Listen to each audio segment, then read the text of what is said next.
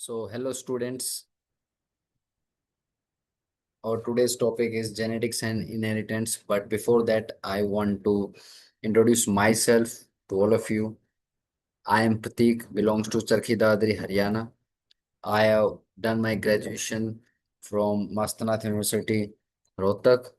I have done my master's MSc in medical biotech from Maharishi Dayanand University, MDU campus, Rohtak, Haryana.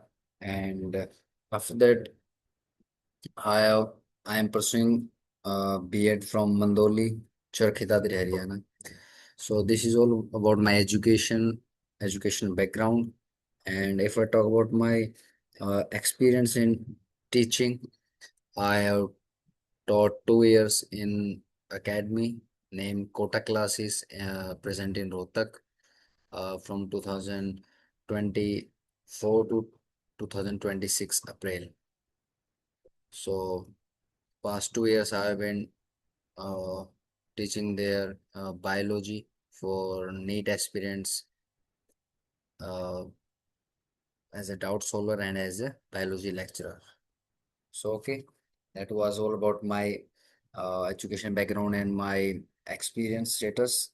So, let's move on to our current topic, that is genetics and inheritance, principle and molecular basis of life. So, in our 12th biology, we find this topic on your fifth chapter. So, according to Gregor Mendel, the study of heredity is the study of life in its continuity. So, that's a very important line. That's that tell us that heredity is the study of life, actually, like that transfer from the parents to its progeny. So, that's very basic. And here it is mentioned that what we are going to read in this chapter, that is Mendel experiments, laws, incomplete dominance, codominance, multiple alleles, sex determination, linkage and crossing over, human genetics, genetic disorders, and application of genetics. So these are the basic topics what we are going to discuss. So first of all, let's discuss Mendel and his pea plants. So who was Mendel? Who was Gregor Mendel? First of all, we should know about that. He was a great scientist who lived from 1822 to 1884, who conducted experiment in Pisum sativum, that is pea plant. We generally call it pea plant. He did experiment for 7 years from 1856 to 1863. And during this experiment, or after this experiment, he proposed the law of inheritance. Uh, so there are many reasons why he chose pea plant. He chose he chose seven pairs of contrasting traits, so that established clear statistical analysis in biology. So what were those characters or traits about pea plants which were chosen by the Mendel? Actually, let me tell you something extra. That before choosing seven, he actually chosen more than 20 characters or traits, but he keep eliminating the unnecessary or not needing characters, and finally he limited himself to seven characters only. So first character was seed shape. That was seed are of two types, round or wrinkled. Seed color can be two types, yellow or green. Flower color can be two types, purple or white. Pod shape can be of two types, inflated or constricted. Pod color of two types, green or yellow. Flower position can be of two types, axial and terminal. Stem height can be of two types, tall and dwarf. So these seven traits showed contrasting forms and were inherited independently, forming the basis of Mendel experiments and laws of inheritance. So only these seven characters were chosen by, by Mendel for the garden pea, and why they were chosen, why only Pisces was the best choice for his experiment, because it was easy to grow. The very first point, the very first reason why I chose, because pea plants were easy to grow well in a very short, in a very small garden, and it has very short life cycle, so it can be uh, re-experimented several times. So clear contrasting characters. Second reason, they show distinct contrasting characters like I talked about seven characters, right? So these were the contrasting traits that some are tall, some are dwarf, some are round, some are wrinkled, some are having different colors, right? So that was very easily observable and recordable, right? So third point is self-pollinating. So pea flowers usually self-pollinate, so true breeding lines can be obtained easily. So students, you know very well that many of the plants are self-pollinating and many are doing cross-pollinating. So pea plant was very specifically known for self-pollinating, means it doesn't require another female flower or male flower for the uh, fertilization. The same flower containing both anther and stigma. So that was very easy for doing self-pollinating. So fourth point is easy to cross-pollination. Fifth point is many offspring that at the same time large number of seeds are produced. You know very well in garden PVC, like in a single pot there are four, five, six or multiple uh, seeds are there. Talk about six many varieties available. So there were many different varieties available with various contrasting traits. So these were the reasons made by SMSA Tycoon the perfect choice for Mendel's pioneering work in genetics. So let's move on to the Mendel's in laws of inheritance. There were actually three laws given by the Mendel in his study, in his publications, and his what he has published. So the very first point was the law of dominance. What does the law of dominance tells us? Tell us in this dominance, law of dominance in a cross of parents pure for contrasting characters uh means a character having like suppose we can see that uh a plant that is tall having containing also contains uh that is tall, but also containing small genes. But if if if it is having dominant T, yani that shows capitals, that shows character of tall. So it will only express tall. Small will not express at all because here T is dominant. So it's a complete case of dominance, means if T is dominant it will only show tall tree structure, not it will suppress the small t, and that is why the next generation will be of tall only. So if I talk about the second law of segregation, in the second law, it told about that the alleles do not blend. Means what does the segregation means? Means in humans, as we study that there are 46 chromosomes, but when at times of meiosis, it divides into 23 and 23 genes, right?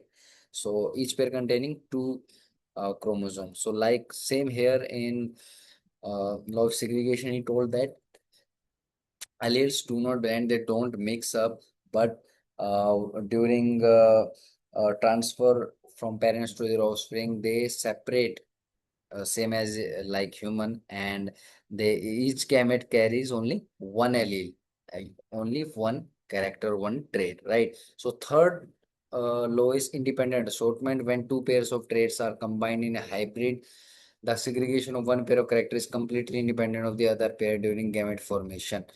Where means uh, when I'm talking about one character that is not dependent on the other character, that is independently uh, expressible from the other character during the gamete formation, that is completely independent, right? Means it doesn't matter let's show suppose I am telling the color, right?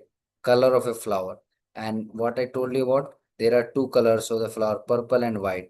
So if I am saying that purple color is I am able to see that purple color we can see in a pea plant, so it will express purple, but it doesn't mean that the white is not there. In next generation, it is very possible that white color flower will be visible.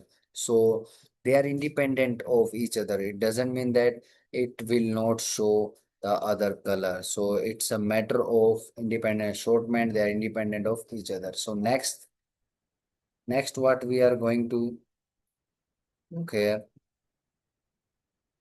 is basic terms we should know about the while reading genetics. That is genotype, that is genetic makeup, that is the internal structure, internal alleles what we are going to study. Phenotype means the observable traits like outer structures. It is tall, it is dwarf, right? So uh, these are the basic terms, and also we should know about the other terms like genotype, phenotype, yeah, I have told you. And in genotype, phenotype, also we should know about the homozygous and heterozygous, right? And what are homozygous and heterozygous? Homozygous means uh, the genes containing same type of alleles, right? Means let me tell you while drawing. Okay, this is like capital T, and if we having same capital T in the genetic makeup in a gamete, so that means it is homozygous, means same type of letters or same type of states. But if I am saying that it is capital T and small t, so what it means? It means that I'm talking about heterozygous. Hetero means different and homo means same. So that is very clear. And also we can say here in in written here homozygous dominant, so here only capital Y is both capital Y is present, and if I got heterozygous Y, here Y, capital Y and small y both are present. So hetero means different. So different alleles are present here in plant A. And not talk about the plant B, here only small y, both small y, that is homozygous recessive. So homozygous recessive means when both small, and heterozygous means one small, one capital, and homozygous dominant means both are capital Y. So we have very well cleared about the genotype, phenotype, homozygous, heterozygous. So is it clear, students? Okay, great. So next is homogeneity in chromosomes. Means a chromosome containing uh, two homologous pair chromosomes that carry genes for the same traits at the same position. What are the homologous pair? Homologous pair of chromosomes are the chromosomes that carry the same genes for the same traits at the same position. Means position should be the same, and that two types of chromosome having same type of genes at the same position are called homologous. Means logos here refers to the locus or loci, as been written here. Locus means loci, or means look, we are talking about the position of the gene, right? So another term is allele, different forms of gene like a, capital A, small a. These are allele what we are talking earlier, like capital Y, capital small y, capital T, small t, right? So these all are alleles. So next, move on to the hydrogen bonds. uh Hydrogen bonds are the bonds that we will study later in during the molecular inheritance. Okay, so this is all about the basic terms I told you about. So let's move on to the another things we have to discuss. That is the Mendelian cross and phenotypic ratios. Some Mendel also told us about the monohybrid cross that we study and draw by the Punnett square, like a crossing involving a single pair of contrasting traits like plant height. We take some plant any character like plant height or plant flower color, pod shape, anything we can take, right? So suppose we have taken plant height. So in F2 generation, like F2 generation, filial generation second, phenotype ratio will be 3:1. How it will come? It is we can calculate it from monohybrid cross, uh, and like like suppose I am going to tell you through a structure like this is Punnett square, right? And if you have to calculate, the monohybrid, suppose this is capital T, this is capital T, right? And this is capital T, this is capital T, this is small t, this is small t. Okay, take heterozygous. Okay, one capital T, one small t, one capital T, one small t. Now cross this all. Capital T gives us both capital T, right? And capital T small t gives us heterozygous. The first one was homozygous. So this is heterozygous. So third one is capital T small t. This also gives us heterozygous. The fourth one is very different and very exceptional. That is both gives us small t. So what we conclude from this? If capital T is present there, if capital T is present there, then it will give us tall plant. So first, se- first section give us tall. Second also give us tall. Even it is heterozygous, it gives us tall. Third also gives tall, and fourth give us small dwarf. Why? Because it is recessive. It is it is both presents both are small. That is why it gives us dwarf. Otherwise, it would give us tall. So if you, as we are talking about phenotypic ratio, 3:1. So how it is 3:1? Because three are tall and one is small. That is 3:1 is phenotypic ratio. For second genotypic ratio, uh, how we calculate genotypic ratio? That is 1:2:1. Like one is tall recessive, sorry, tall homozygous. Second, two are two are here heterozygous, right? And third one is homozygous recessive. So it is genotypic ratio. What I told you about, this is called Punnett square. This square is called Punnett square. Okay. So Punnett square, through Punnett square we can calculate monohybrid or dihybrid. So that is very easy to understand. Okay, students, so I hope you have all understood. If any doubt, please tell me. Okay, so what about test cross? So when a homozygous homozygous dominant is uh, crossed with the homozygous recessive, that we get 100% tall. But when a heterozygous parent is crossed with recessive one, we get here 50% tall and 50% dwarf, and that is called test cross, right? When heterozygous is crossed with recessive one. We can also say that when in F1 parents, uh, when when the in the first cross, when we get all tall, it means all were heterozygous. All were heterozygous means all were T and small t, right? But later when we move on to the second generation, where we took the first generation results and cross it with the recessive parent, right? So we get 50% dwarf and 50% tall. This is all about the test cross, what we have to learn.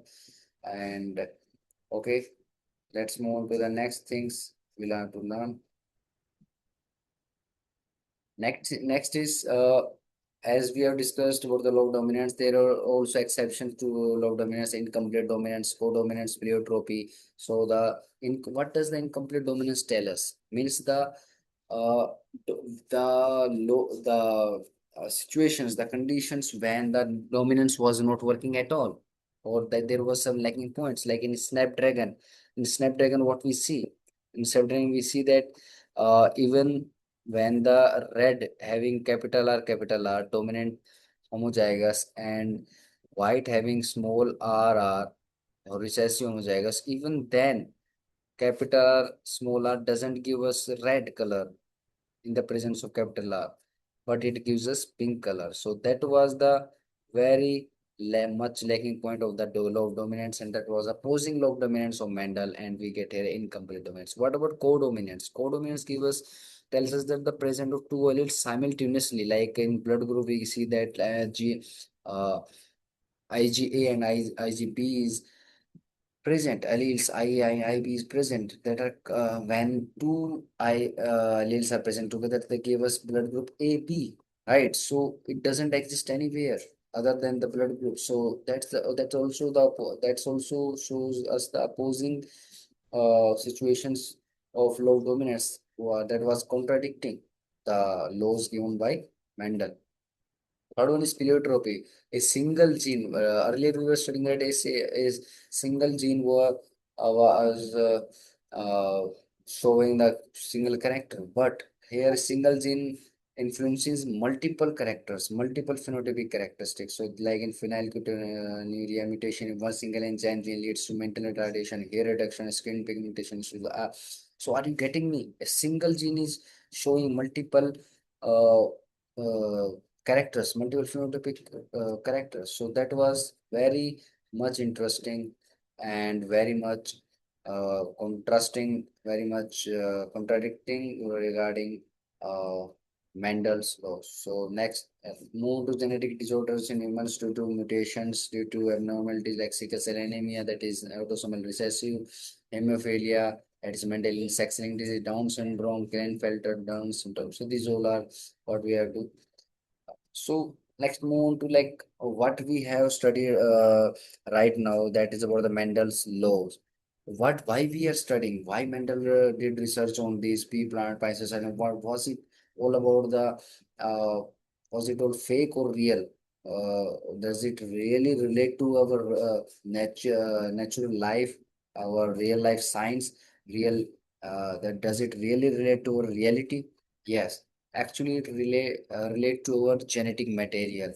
First of all, when 1928, after Mendel, Griffith find out the species Nimene. So here he found something where he found that everything is not about the uh, how the thing stands for. The thing stands for from genetic material. 1952, Hershey and Chase found that the bacteriophage containing viruses, there were some T2, also called T2 phase, that is containing genetic material. But later, when Watson and Crick in 1953, the next year, we found that the genetic material node is not a single strand, that is a like earlier we think that genetic material is a single strand having different nucleotides present like that or that, but no, we found that a double helix structure that is not also straight line, but a structure that is coiled and that is wrapped with a strong protein that is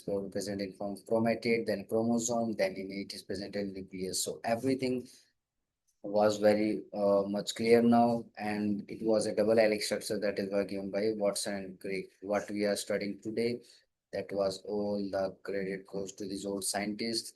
So structured double helix, we all know two polynucleotide chain with antiparallel polarity based nuclear based pair by hydrogen bonds. As I told you earlier, that hydrogen bonds are of uh, two types, like double stranded and triple stranded. Double stranded are 80, and single stranded are GC. So and right-handed helical pitch of 3 nanometer. So it's the size of the pitch, right? So in the picture you can see that major groove.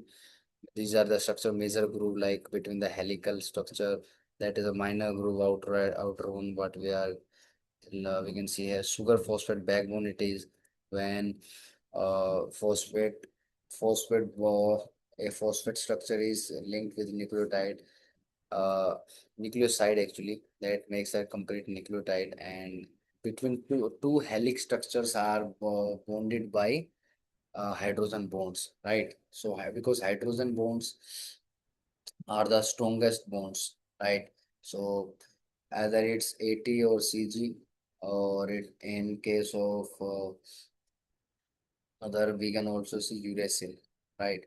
So Watson Craig is the structure in 1953, the backbone, the uh, lagging strand and the leading strand we can see here. The structure, how it goes, the uh, 3 to 5 the structure goes.